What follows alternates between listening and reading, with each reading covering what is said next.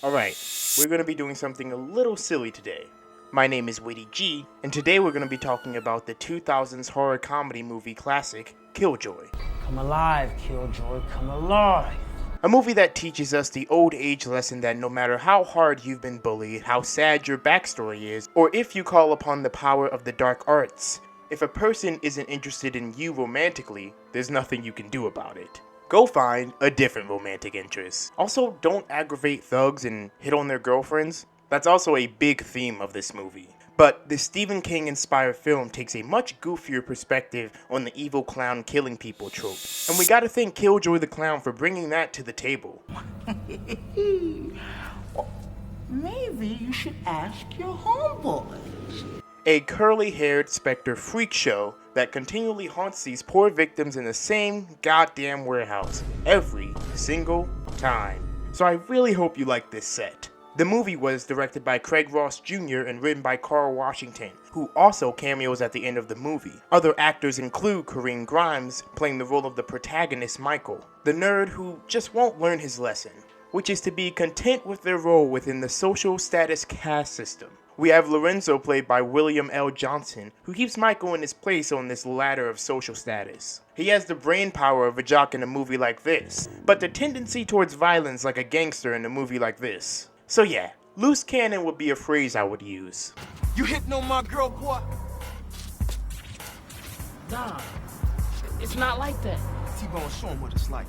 Vera Yell plays the love interest, Jada, as well as both the object Michael and Lorenzo want. Not to literally objectify her, but that's how it feels for most of the movie. These two just see Jada as a thing they desire or want to keep a hold of. A MacGuffin, basically. Even Michael, who wants to date her, never says anything about her that he likes or he wants. We're just supposed to assume it's because she has good qualities. Because we never see any of those good qualities in the movie. There will even be a line where Lorenzo calls Michael out for this, saying, You like my girl Jada, Michael? She's one hot piece of pussy, ain't she? Michael hesitates, not because he's appalled by what Lorenzo says, but because he agrees, but doesn't want to say it out loud in this deeply uncomfortable position. Just my idea. Next, we have the members of Lorenzo's crew. Corey Hampton as T-Bone and Rainey Goulant as Baby Boy. And you can label them both as a crony, as well as an anagram for that word too. Hey, yo, cuz, why don't you pass that pussy over here, man? Man, what you know about that? Man, I know more than you, punk. They're more of a blind follower than the people genuinely still supporting Colleen Bollinger after that awful video response. These two suck up to Lorenzo and look for his favor, like peasants begging for a meager ration of food in a famine. And Lorenzo is bad for sure, he sucks. But to follow this guy all your life is even worse. Please, man. This punk is crying. Punk ass buster. Next, we have Dee Dee Austin as Monique, Jada's best friend. She comes off as harsh during the beginning parts of the movie, but I think she actually has Michael's best interests at heart. Hi, Monique. Hi, Jada. Hi, Michael. What the hell do you want? Monique. He'll kill you. I'm not worried about it, so it's cool. Well, you better start worrying about it, punk, unless you want to go home in a body bag. Monique, chill. We have Lee Marks as Jamal, which is basically just Michael 2.0. He's bigger, better, stronger, balder. What more could you want? There's Napera Groves, who plays Kahara, who is mostly just here for the vibes.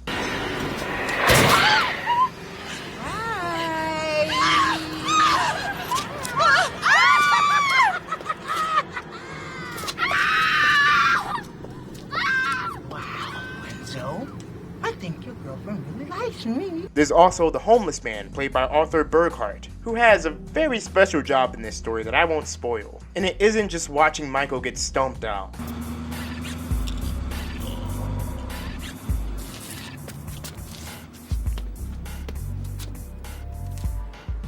Lastly, we have the main attraction, Angel Vargas, Killjoy himself. And despite the name, a deep feeling of happiness always resurrects when he's on the screen.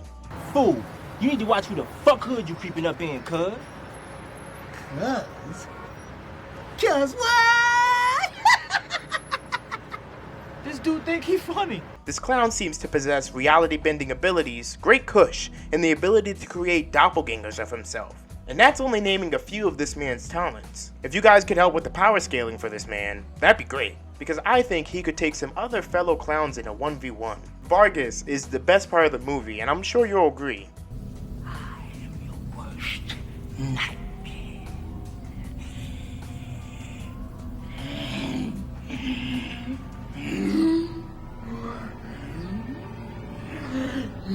Now that you've been given the lowdown on most of the characters, just the bare minimum, I want you to pick your favorite. Any one of these folks on the screen. Once you've picked one, remember them. We're going to check in periodically to see if your favorite person has made it through the movie so far, or if they got cut the fuck up.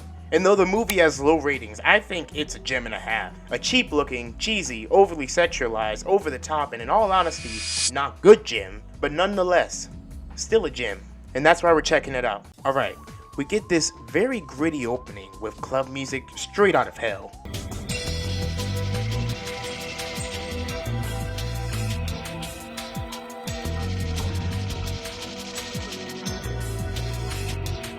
It's giving Neversoft logo on the Tony Hawk games. Also, what a funny game company title. That was until I found out about Hard Again, the #1 pill to make your penis pop. It's also giving off a little bit of Silent Hill too. All good scary signs so far.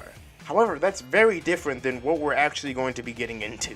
We transfer over to Michael walking down the street while some banshee sings into the mic. Ooh, you know you make me smile.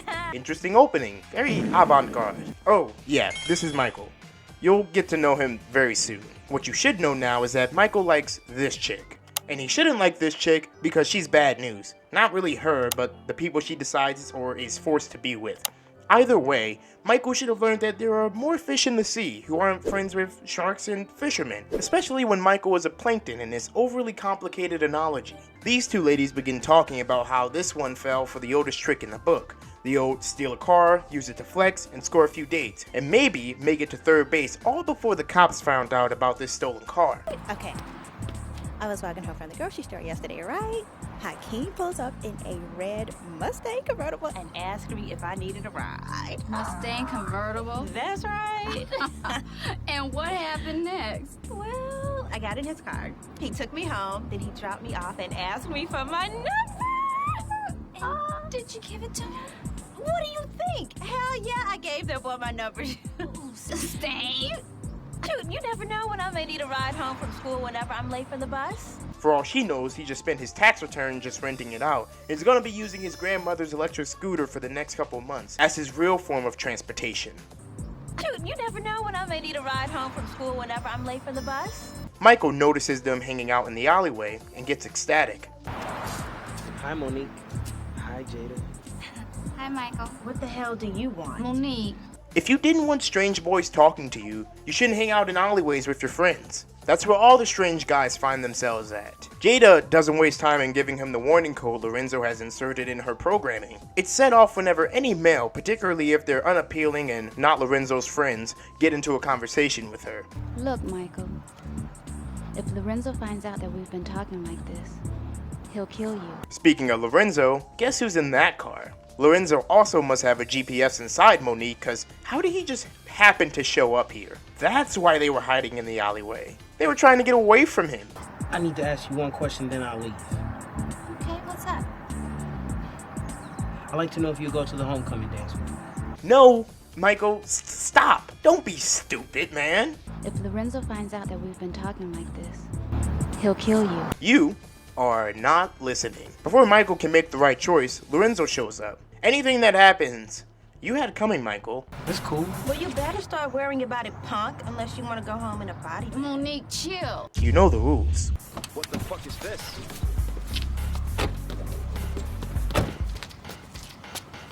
You hitting on my girl, boy? Nah, Yeah, he was Lorenzo. I saw him. it's not like that. T-Bone, show him what it's like. And after this, Michael gets murdered. I don't know if he deserved all that.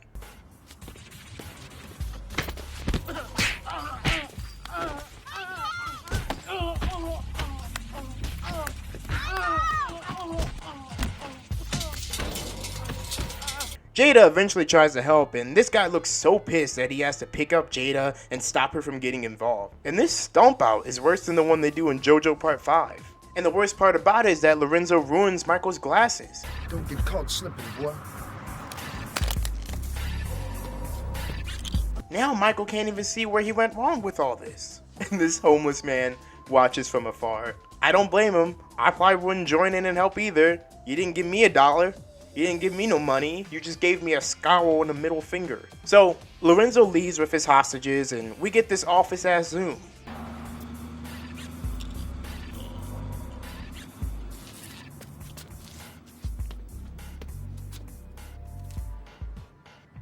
This is a pretty funny opening scene to a horror movie. It doesn't give me an eerie feeling like The Conjuring, or a feeling of regret or grief like in Scream. It just makes me smile. Michael looks at the old guy like it's his fault this happened to him. Sorry dude, there's no one else to blame but yourself. And Lorenzo. He kinda took it too far. So, like any normal person, Michael decides to use the powers of the dark arts in order to get revenge on his enemies and get the girl who doesn't want him at all. By the power invested in me, I bring forth Killjoy. Come alive, Killjoy, come alive. Come alive, Killjoy, come alive. Fellas, if you find yourself in a similar situation to Michael, do some woosahs. You know, take a deep breath. Consider anything else but using dark magic? Just an idea. Some advice from me to you.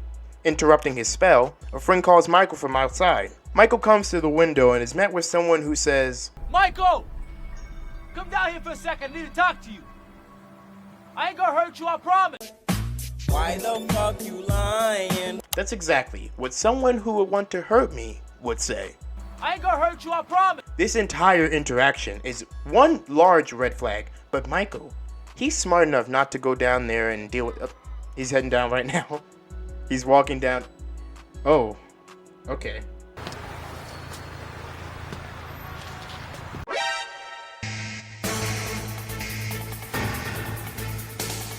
So Michael gets a free Uber ride, where Lorenzo compliments his partner affectionately. You like my girl Jada, Michael? She's one hot piece of pussy, ain't she? I don't know. This dude think he funny. They get out the car and a revolver is passed. And so the literal devil and angel bicker over how to deal with Michael. I don't know if this guy is an angel, but he's more angelic than the guy saying murder the innocent idiot. Man, do this punk. No, Lorenzo. Just play with this punk ass. No, fuck that. Handle yours. Damn, I'm starting to think this wasn't even Michael's first attempt at asking out Jada. Look how mad Lorenzo has gotten about this. This is probably like the 4th time they've done this whole gun thing with Michael, and he just isn't listening. How many times I done told you to stay away from a girl, man, huh? How many times? Too many damn times. That's how many times. More than anything, this is a story about insanity. Doing the same thing over and over and expecting a different result. Charlie Brown, now Charlie Brown. I can't believe it. She must think I'm the most stupid person alive. Look, Michael. If Lorenzo finds out that we've been talking like this, he'll kill you. So they do some experimental sub and dom play with a firearm. Get down. What you doing, man? Kind of weird, especially with the 2 guys in the back, but I guess if that's what they like doing. This punk is crying. Punk ass buster. Lorenzo, what you doing? What the fuck it look like? Yo, I thought you were just gonna punk him, man. I said I was sorry, man. You too, dog. Man, what the fuck y'all curling up for? No, dog. Enough. Don't is enough. Red. You right, y'all. You know what I'm saying? You acting like a little bitch, man. We did what we had to do. Let's go, dog. No. Come on, man, please. It's not necessary. It's necessary for you to die. No! So yeah, this is all a punk, a joke, a gag, just some memes. We're just hanging out. No!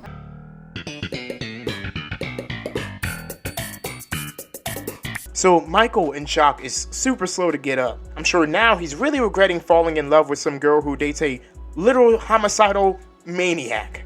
Man, now you really didn't think I was gonna hurt you now, did you? I did think that, actually. Next, Lorenzo commits a crime among the others that he's committed right now, but this one's pretty bad. Man, will y'all relax? Look, man, this shit ain't loaded anyway, man. What's wrong? What's wrong? Oh, shit! Shit! You told me that shit wasn't loaded. Look, man, What? And comedic banter ensues. Oh, cuz. Oh, this is fucked up, man. Fucking lying. Man, I ain't lie about shit, man. I could have sworn it wasn't loaded, man. Shit, it was an accident. Accident? Accident, my luck. Lie! Yeah, accident. I accidentally brought this guy I hate to the woods with my friends where we pretended to shoot him, but then I accidentally really shot him because I thought there were no more bullets in the weapon. Yeah, that story is so bad and proves that you're guilty so much that you could probably get away with it if this guy was defending you. Meanwhile, we move to a year later where Jada is walking around the neighborhood hella bummed. Also, a year later, that's okay, sure.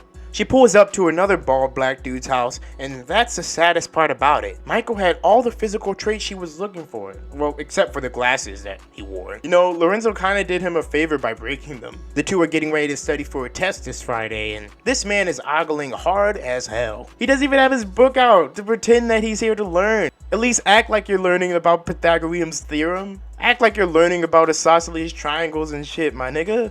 Then why were you looking at me like that? Because you got a big ass bug on your face. Shit's distracting me. you are so beautiful. Your eyes sparkle. And when you smile, it's like the sun is shining down on. Anyway, homeboy spits some game and she reacts like this. Did I say something wrong? Yeah, Jamal, that was the corniest pickup line ever. Mission failed. We'll get them next time. So they chuckle for a bit, and before they know it, they're kissing. I guess that pickup line was more of a singer than I thought. But then Jada feels uncomfortable and moves away because... I don't know, I guess... Lorenzo. Your ex? Yeah. Didn't you guys break up a year ago? Yeah, but that doesn't mean anything. I still have feelings for him. Oh, Jada, give me a break. Jamal, what am I supposed to do? He took my virginity when I was with him. What am I supposed to do? Just forget about him just like that? She still has feelings for him after a year? Girl, get over it. Move from one subpar nigga to the next like everybody else. Then Jamal offers some alternative advice and brings her back down to reality. Oh, I try, I just can't. I don't see what you see in him, Jada. He ain't nothing but a cold-blooded killer anyway.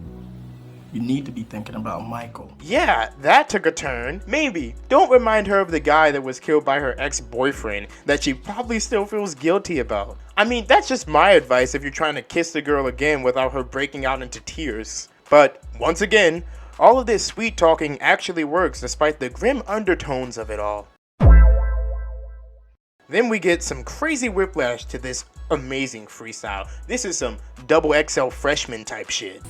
So check out the lyric as I bring it, as you hear it. You better grab your girl, cause I'ma rock her world. Don't be stepping to me the wrong way, the wrong time, because you know I'm about to kick that rhyme. You better get that shit right, baby. Pass that shit, cause I wanna take a hit. Get real high and forget about that shit. Now you wanna rap. Pass the blunt. Show you how it's done. T to the B-O-N-double-E. Lay you on your back for free, no fee. When they see me coming, all them busters flee. Who the hell I be? Notorious OG. So, how are we doing so far? Did anyone choose Michael and see him accidentally get popped? Or is your fave still in it? We then get this line. Hey, Red. What's up with you and that female for the night? We move between these two scenes a bit more and find out Lorenzo got a text from her, confirming their romantic rendezvous. Yeah, let's call it that. Who's her? I don't know. I'm assuming it's Jada, but we'll find out later that it isn't. What you think was going on? I'm fucking her tonight. Feel that.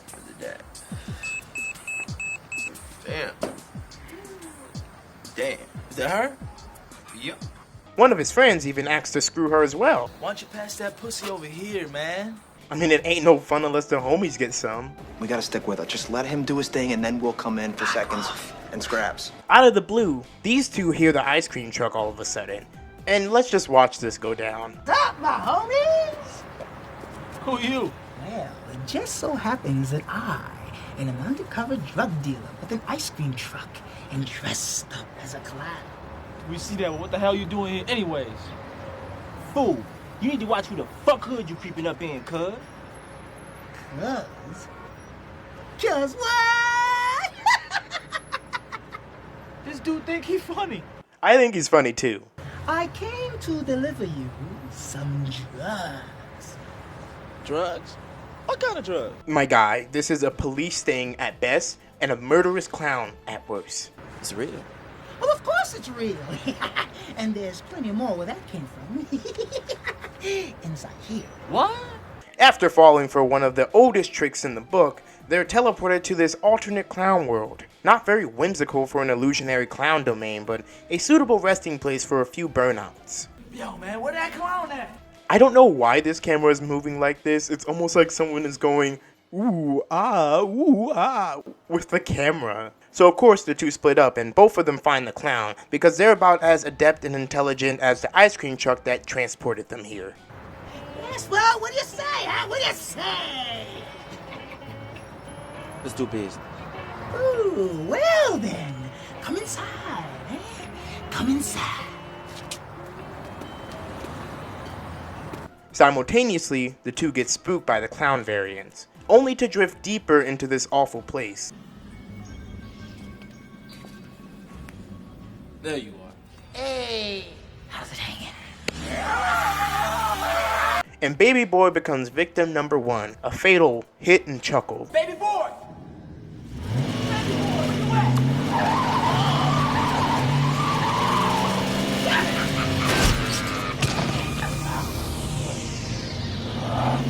Damn those speed bumps! Then this idiot finds a cigar lying in the gaps of the fence and decides to partake because why not? He deserves to die. And if not death, a viral lung disease for using so little caution. Think like a rescue hero. Think safe. Motherfucker, what did you just say to me?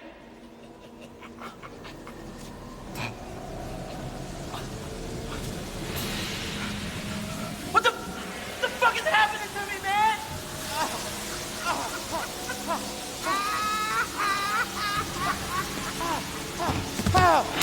Think like a rescue hero. Think safe.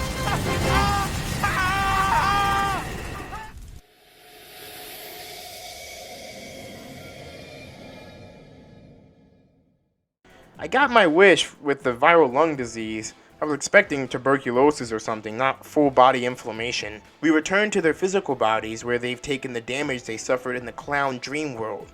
We're then taken from here to an unnecessary sex scene with Lorenzo. How awesome.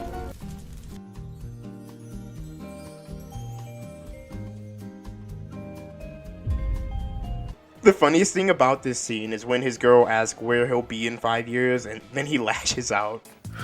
Baby? What's up? Where do you see yourself 5 years from now?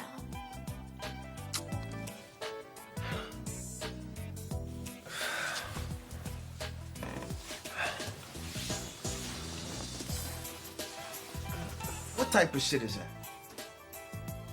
It's a question. And I want an answer. Well, you're not getting it. Why? Because I ain't trying to hear that shit, that's why. It's very funny and silly. We do actually get an answer though. And it is as unintelligent and uninspired as he is. You really want to know the truth? Yes. I'll tell you the truth. The truth is, I really don't give a fuck about the future. I'm just trying to get through the day. So it all kind of adds up. Between him and his goons, there's a singular good idea a day that gets split between them. And unfortunately, the light brown-eyed crony wasted the singular good idea they shared on deciding to get ice cream. You hear that? Yeah. Ice cream truck. Look at this, I got the munchies. Let's go, damn. Lorenzo hears a sound during Homegirl's shower, and like the red-blooded American he is, he decides to bring his firearm to check out the situation. God bless the Second Amendment. Who am I kidding? This guy isn't licensed to carry. He isn't licensed to drive either. He doesn't play by the rules. Lorenzo steps out the apartment and sees tracks that lead all the way to the outside. Damn, this motherfucker got some big ass feet. Completely outside the apartment, he sees an ice cream truck. And my man, you are too black to be this nosy. Ignore the obvious signs of Bigfoot and enjoy watching TV and holding your basketball like you were doing moments ago. He checks out the truck and we get a quick cameo from Sonic and Snoopy. Then there's this ominous red glow coming from the truck, so of course, he opens it. I'm reading this and watching this and it all just doesn't make sense. Ma'am, I heard you crying from over there. Is everything okay? Do you need me to get some help? Anything?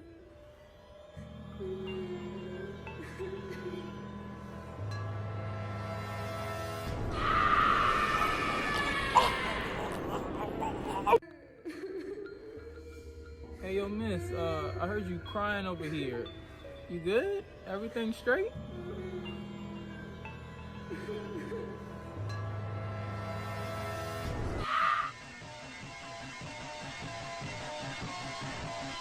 And upon opening it, he's transferred to the clowny realm. How does Lorenzo react to this? With fear? Anger? Agony? Whimsy? No. Just like this. Yo, cuz! Then he throws some vague threats at the clown. Classic Lorenzo. It wasn't a cool stunt you pulled back there, man. Don't get caught slipping. I got a bullet with your name on it. And then he's off to find who's brought him here. Also, I should note, we are switching between this exploration of Killjoy's domain and the shower scene with Kahara. Why? Why? Why? Why? Why? Ow! Ow! Why? I have no idea, other than to point out the serenity of the shower and the anxiousness and fear of Killjoy's lair and juxtapose them. But that feels like a stretch though. I feel like they just wanted a hot chick to be in it. Lorenzo finds Killjoy and says, A motherfucking clown? "That's correct, Lorenzo. Here, have a star." Killjoy then shows the zombified versions of his friends. Very horrifying in concept, very silly in execution. Look what this clown did to me, man. I looked all fucked up, don't I? Hey, baby boy. No hard feelings, right? Man, fuck you.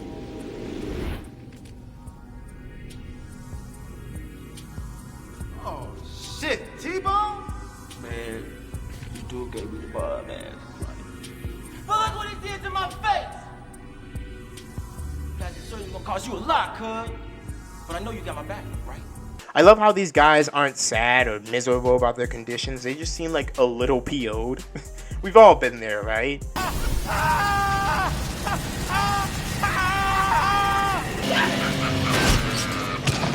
You get killed by a crazy murder clown spirit and you're just like, man, fuck you.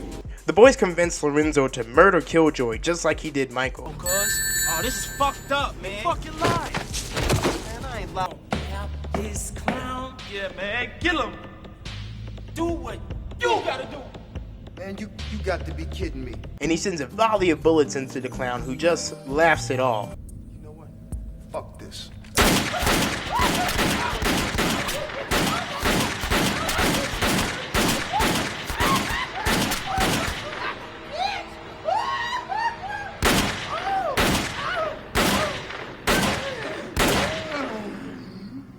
What the fuck are you? A motherfucking clown? Maybe it's just me, but after the third or fourth shot and the guy I'm blasting is just laughing, I'm stopping. Clearly, the bullets aren't gonna hurt the boss at this level. We gotta shoot like a red barrel or something that explodes in this environment to do some damage. So yeah, Killjoy responds with his own attack like any other turn-action RPG.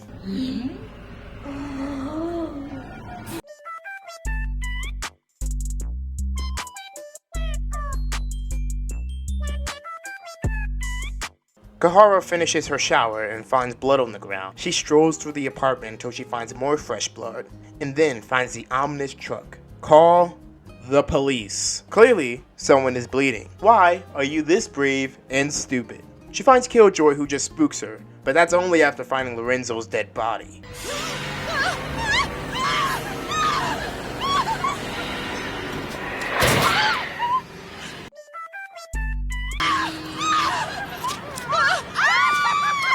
How are things for your character? Sorry to the Lorenzo and baby boy fans out there. It's a real shame.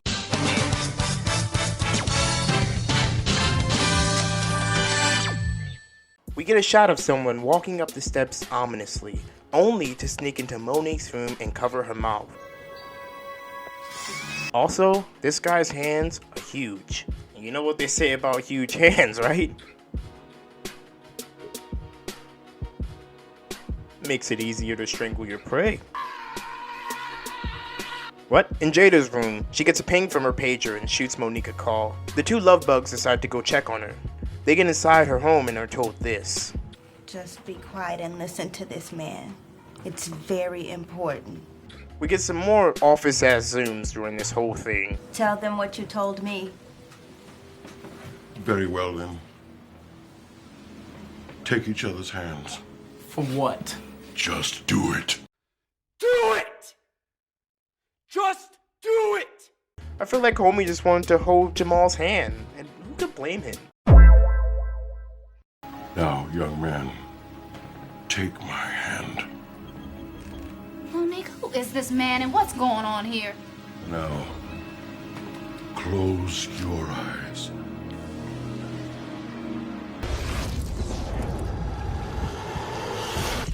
They conduct their weird seance ceremony thing and get told what's going on in the form of a clip show. Now this is good. Oh, I love that part. Ah, classic. That is classic. Oh god, it made me so sad. Oh. That part just made me angry.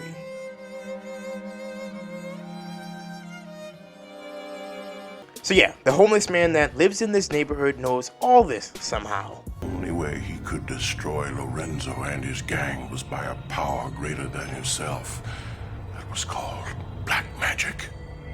And the source of the power Michael wanted to use his magic on was a doll he called Killjoy. Killjoy and black magic was Michael's only friends. That was until he was killed.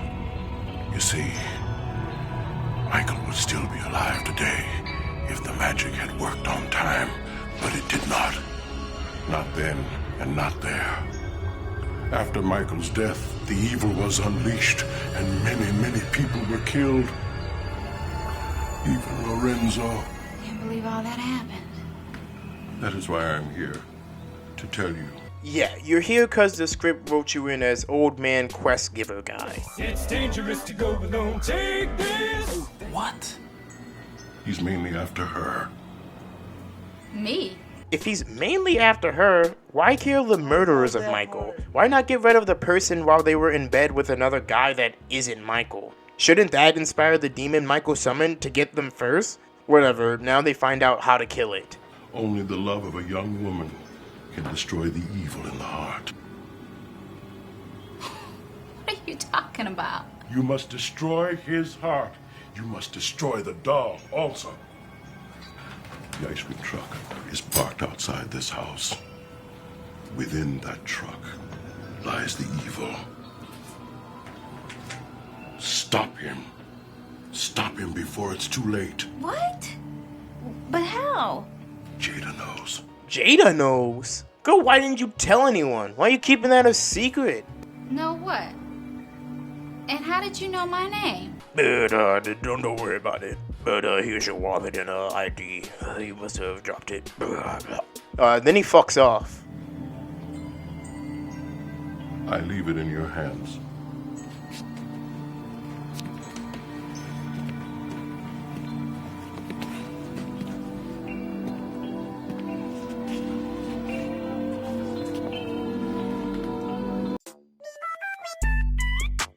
Yeah, I bet Jamal is really regretting falling for this girl. Here he was thinking the worst thing about her was the fact that she was still hung up on her gang member ex-boyfriend. He sure knows how to pick him. They find the truck and try to convince Jada to take up her quest, using the good old self-preservation argument. Yeah, I saw it, but I don't want to believe it. You have no choice.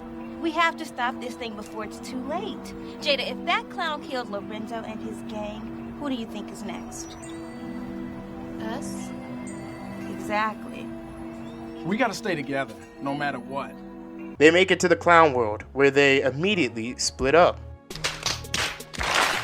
Gotcha, bitch. They didn't split up. Fred Jones over here tries his best to convince the group to split up, but they're not budging. We gotta split up. What? Look, it's the only way. We gotta stay together, no matter what. He's definitely possessed or something. Why is he coming up with such bad ideas? Or is he part of that whole singular good idea crowd like Lorenzo and the gang? Let's do this. Let's split apart for a while, and if nothing happens, we'll meet back here in 5 minutes. No, Jamal, no. Look, Jada, we got to. We got to. I'll be back in 5 minutes. So, Jamal is the first to find Killjoy, and he attempts to punch him. That's correct. He's going to punch the murderous clown that is immune to gunfire. That's a good idea. And you know what? It still makes more sense than Mr. Fantastic trying to punch the Scarlet Witch in Multiverse of Madness.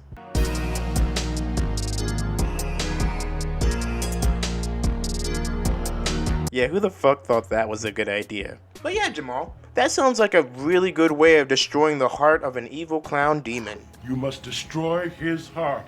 You must destroy the doll also. The girls also find Killjoy but make a much hastier getaway. Wow. Then we have the Ghost of Christmas Past showing up after the gang regroups. No, this is not happening. What the fuck is going on? Shit. Damn. We then get a Spectre showdown as Lorenzo takes on Jamal and the girls fight the cronies.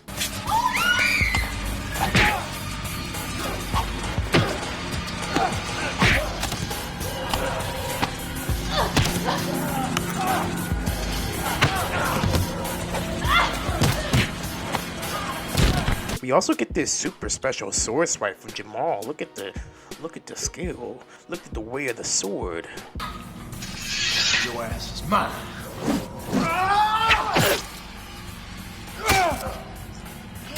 Somehow this like actually works too. I swore the ghost was just gonna regenerate, but it looks like these zombie ghosts are like destroyed by grotesque acts of violence. That's cool. That's a good design, not flawed at all. You can't fucking kill me. I'm already dead. Dead wrong, bitch. I love that line. It's great. It's 10 out of 10.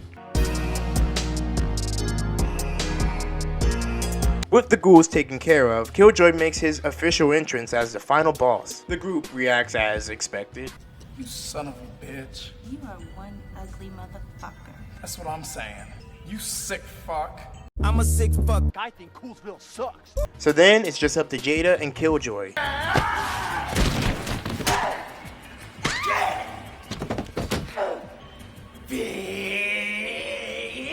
The ultimate bout between good and evil. Well, a bout between the unaware of the situation until a magical homeless man told her about it, and evil. This isn't a traditional fight either.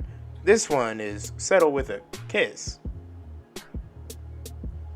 And I promise that I will never come to your world ever again. Promise? Yes, yes. Now come give me a kiss. And you know what? Kudos to Jada, because I'm sure she's gonna end up with some sort of STD from this. It's only a kiss, but with an interdimensional clown spirit, there's no telling what kinds of crabs, claps, creepers, crawlies, critters, coagulants, crusties, whatever he has. I mean, does it look like this guy gets tested frequently? And if he did, does it look like he would tell you if he had something? No. The kiss is clearly the highlight of his life, and you can tell by the way he acts afterwards.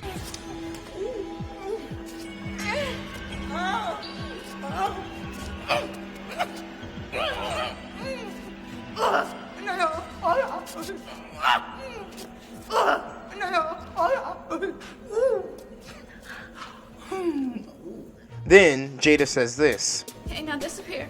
and the clown obliges. How nice. Gotcha, bitch. No. You're as dumb as Jada if you think they would just leave after that. I mean, I did think that for a second because this clown got what he wanted, and I thought he was a rather stand-up person behind the makeup and ahas. So, am I as dumb as Jada for thinking that? No. It couldn't be. I couldn't be. No. That's when we get this twist.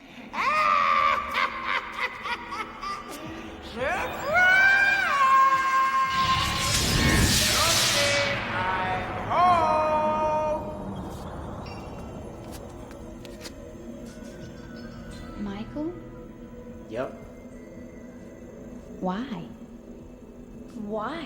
Why would you do this, Michael? For a kiss?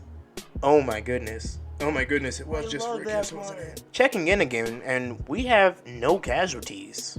Actually, we just saw Lorenzo, Baby Boy, and T-Bone die by just regular people this time. So let's just add another value to their death counter. You don't know how much I've been through in my life, Jada. From the time I've been kicked on, pushed on, spit on, bullied. You have no fucking idea, do you? No. I mean, all I wanted to do was have friends. I mean, I'm just as human as anyone else. How come no one likes me?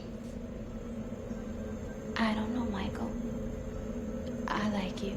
So yeah, he didn't have any friends and was bullied, so he turned into this. Clearly, we need to bully kids harder to keep them from going down this route. Bullying equals weird, dark arts kid, but more bullying could equal good, well-adjusted, stable kid. It makes mathematical sense. Will you be my girlfriend? Will you? We can go to prom together in the afterlife. We can go see a movie in the afterlife. We can have so much fun. As long as you're okay with it being in the afterlife. Yeah, you gotta die too to make this relationship work out. After all, I didn't die and put this whole plan into action for you to just say no. Am I fucking dare campaign? Be your girlfriend.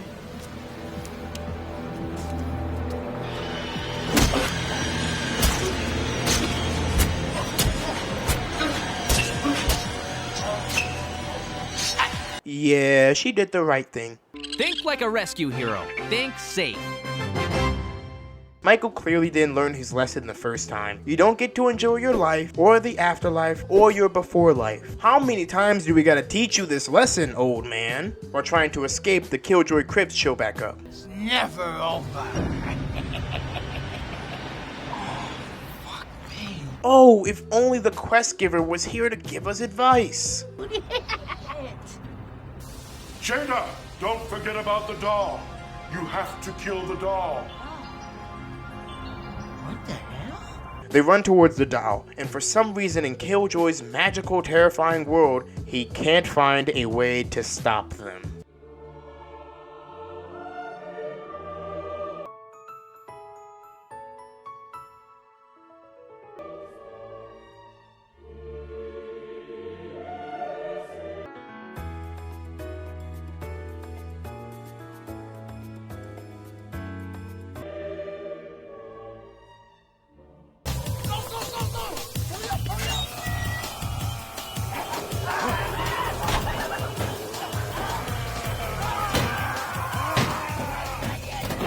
All of a sudden, he kinda seems bad at this whole execute everyone who's ever wronged me thing. So how does Killjoy react to such a devastating loss?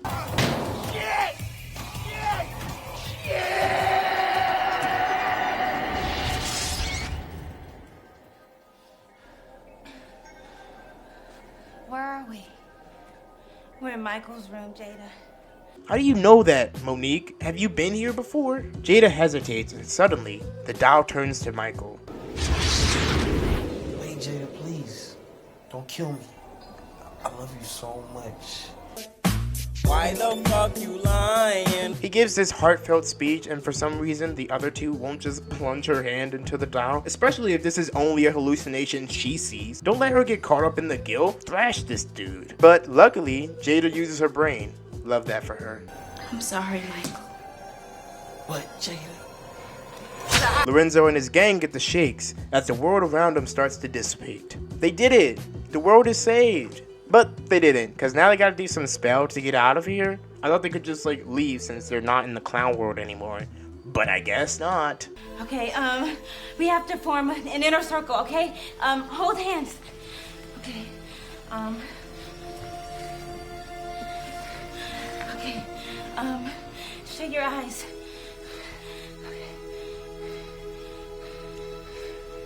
Then the spirit of Killjoy eats Michael because he sucks at killing mortals and getting a girlfriend. What a loser, am I right? It's dinner time! No! The group makes it back home and they don't even seem scarred by what just occurred, or startled by this homeless man in their room still, despite him fading away earlier. We then get transported to a club where they're all enjoying a few drinks and Jada and Jamal make it official, pushing past their trauma and pushing their high school fling they'll have till they inevitably break up next week over something small. We find out that Jada has been having nightmares still, but who cares about that? We got a new character. I'm sorry to bother you, but I just had to ask. Is your name Jada Smith? Yes, why? It's me, Ray. Raymond Jackson from your English class. Who? Raymond Jackson, the guy that sits across from you, Mr. Jordan's class. Why did he get so upset that she didn't recognize him? And then this happens. So how much did you guys pay to get in here? $10 each. $10 each? Man, that's whack. Why, how much did you pay? And my girl got in free. Really? How'd you do that? You see, I got the hookup. My brother owns this club. He does. What's his name? His name is Killjoy.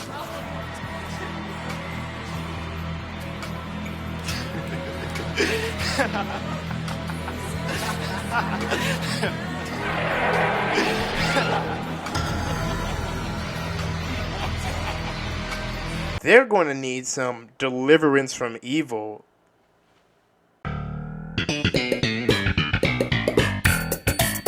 Babe, you just had a bad dream, that's all. It seems so real. It's all right. I'm here. Everything's all right now. If his bald ass is the only thing protecting you, you have much more to be worried about. Also, his way of making her feel better is to do this. Oh, what are you doing? Baby, I'm horny.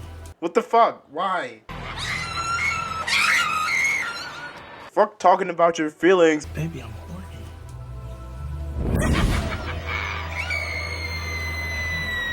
That was good pussy. And with the conclusion of the movie, we have seen Jamal, Jada, Monique, Homeless Man, and Kahara make it to the end. Well done. You survived the terror of Michael the Clown. I mean, bootleg It the Clown. I mean, Killjoy. Killjoy's puppet. And we actually got to see Michael die again. This time was even funnier. Hey, Jada, please. Don't kill me. I love you so much.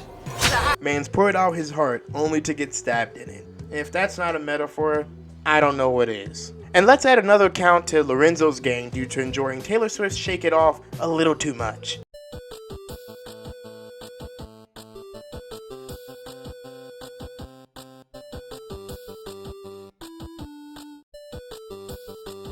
Dude, there are way too many main characters to alive for a movie like this. Yeah, that was Killjoy. It was everything you expected it to be, right? And more. And so much less as well. Yeah. It fits right in with The Room, Trolls 2, Funny Money, and Transformers 2 for just movies that exist. And I enjoy that they do. I am directly below. Enemy scrotum. The acting is pretty underwhelming, but I find that makes horror movies more enjoyable, especially if they're aiming to be funny as well. We see that, but what the hell you doing here anyways? Fool, you need to watch who the fuck hood you creeping up in, cuz.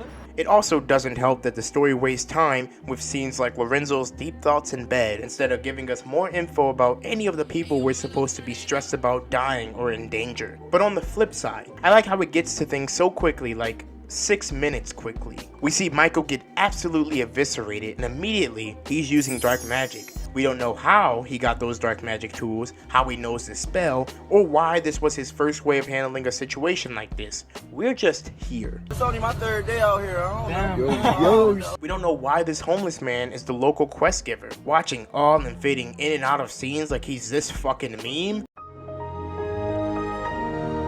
Nothing about this is explained, and then he shouts the goal of the story to the main characters while Killjoy chases them. Jada, don't forget about the doll. You have to kill the doll. What the hell? It's nonsensical. It seems like the writer was like, fuck, we gotta get these idiot characters back on the mission. I can either revise what I've written so far to make them remember the whole reason they're here and what the Oracle said, or I can make the dialogue flow well enough that the characters remember based on their current circumstances and make the change feel natural, or I can have the Oracle yell it. Well, fuck it, her name is Vera Yell, which must be a sign. And because of that, I find this movie awesome. This dude think he funny. The set looks reused and doesn't really capture the energy of Killjoy. They look stale, stanky, and stodgy. And yes, you could also describe Killjoy that way, but I also see him as whimsical, fun-loving, and maniacal. This place should embody the spirit of this colorful demon, but all it resembles is an abandoned warehouse. The zombified goons and the haunting of the characters still alive is kind of interesting. It doesn't make a lot of sense and is never utilized for what little sense it does make. Like, why didn't Jada fight her ex-boyfriend who was probably abusive? T-Bone, show him what it's like. The most important thing about their relationship we know is that he took her virginity, and she has yet to get over him for many reasons, including that. Would have been interesting to see how awful or good that relationship was. The final fight in the warehouse could have been interesting if Jada and Lorenzo were paired up instead of her with the goons. It could have been some sort of conclusion to her conflict with him. It could have symbolized her moving on by fighting this illusion of him and ridding him of her life, only to then have to kill Michael. But Jada. Speaking of Michael, even though he gets beat up in the beginning, I find it so hard to root for him. You hitting on my girl, boy? Nah, it's not like that. He's not smart at all, or clever, or charismatic. When he dies, it's sad, but also, why did you go outside? I ain't gonna hurt you, I promise. Lie. I ain't lie about shit, man. Why don't you have furniture in your house? Why do you go after a girl with a boyfriend who is in a gang that is known to act violently? I'm glad he died 3 times in this movie. I do like the reveal that Michael was Killjoy all along. I wish there was a reason he waited a year to do anything about dying, but the reveal itself is good, I think. So, while editing these clips together, I started to realize something. One, that Killjoy really is a Stephen King inspired movie that has something about it that just ain't it. And 2, that this is a movie about a killer clown incel that takes his revenge out on the local gangsters, all in an attempt to get the girl who was never into him to begin with. The lesson is clear. When you resort to violence, the dark arts, and malicious manipulation, you run the risk of looking like the biggest clown of them all, even when compared to brain-dead homicidal madmen. I also like him getting revenge on the gang that killed him. It's a fun idea. I also can be down with him then using that same gang to terrorize the girl who wouldn't date him, somehow luring her into loving him again. That's horrifying. It's like gaslighting her with ghosts and killer clowns only to reveal that he was the reason this was all happening. Think of the Dennis system, where Dennis calls the girl he's into on a payphone with this terrifying voice in an attempt to freak her out, only to be the person she calls for comfort when feeling that fear and paranoia of a stranger threatening her. He then uses this to use her. That, as a slasher movie with reality-bending abilities, is a terrifying idea. I wish they leaned into Michael being the bad guy a lot more. In those final moments, he should have come off way more desperate, afraid of being alone, but also proud of himself for putting this clever, plan together. Like, the ego is already there. He asked her to be his boyfriend after putting her through this entire evening. Will you be my girlfriend? Will you? In my opinion, it should have ended with Jada bringing up the awful truths of his actions, haunting her, and using the visions of a clown spirit to coax her into some sort of relationship. That's unhinged. And for that reason, he'll never get a girlfriend, because he's crushing his entire world with those words. There are glimpses of that in the end, but not nearly enough. And to be honest, I think the whole movie would have been better if Michael came back alive and started building a relationship with Jada post-breakup with Lorenzo. And then he utilizes this Killjoy persona while she isn't around to exact his revenge, kind of taking the place of Jamal's character. But I think Jamal's character could still work in this scenario as a potential competitor for Jada's love. This story should have been focused on the theme of jealousy. We see it from Lorenzo, who is so jealous of Michael talking to his girl, he assaults him. Michael is jealous of Lorenzo being able to date Jada. T-Bone and Baby Boy are jealous of Jada for fucking Lorenzo instead of them. Monique could be jealous of Jada getting all the attention from the boys. Even Jamal shows jealousy when meeting Ray at the club. As soon as Ray sits down, he makes this face. But if Jamal isn't to represent jealousy, he could have represented loving her for who she is, not as an object to win, but as a person to know. Someone who sees her as more than just one hot piece of pussy. Which would make it even funnier if he died earlier on. Because then the only good guy that she knows would end up getting murked. This dude think he funny. Maybe that's just my sense of humor. But yeah, all squandered, and instead we got this. And I love it. It has too many sex scenes, but what would a bad movie be without unnecessary sex scenes, right? They can't waste time developing characters. Don't be stupid. Stupid. If you like this video, leave a like. If you didn't, leave a dislike. I've been Witty G, and I'll see you later. Stay healthy, and be kind to someone. Bye.